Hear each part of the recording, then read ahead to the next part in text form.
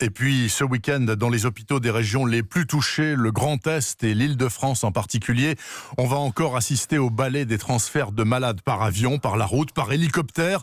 On va essayer de soulager les CHU saturés et transférer des malades vers des zones moins submergées. Et outre les 2 TGV médicalisés transportant 48 malades du Grand Est vers des hôpitaux de la Nouvelle-Aquitaine, plusieurs autres transferts interrégionaux de patients doivent avoir lieu dans le courant du week-end ou dans les prochains jours en début de semaine. Le professeur Jérôme Salomon, directeur général de la santé. En ce qui concerne la Bourgogne-Franche-Comté, une première évacuation se fera par voie routière et par hélicoptère de 40 patients réanimatoires de Bourgogne-Franche-Comté vers la région Auvergne-Rhône-Alpes au cours des 3 ou 4 jours qui viennent.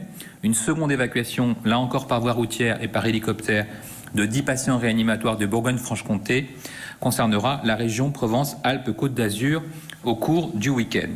Pour l'Île-de-France, vous savez que des centaines de lits ont été dégagés. Il y a eu un effort considérable de l'ensemble des établissements de santé d'Île-de-France, publics et privés. Il y a encore des lits disponibles ce week-end. Mais pour soulager en particulier les hôpitaux de grande couronne, une évacuation par voie routière d'une quinzaine de patients réanimatoires d'Île-de-France vers la région Centre-Val de Loire aura lieu au cours de ce week-end.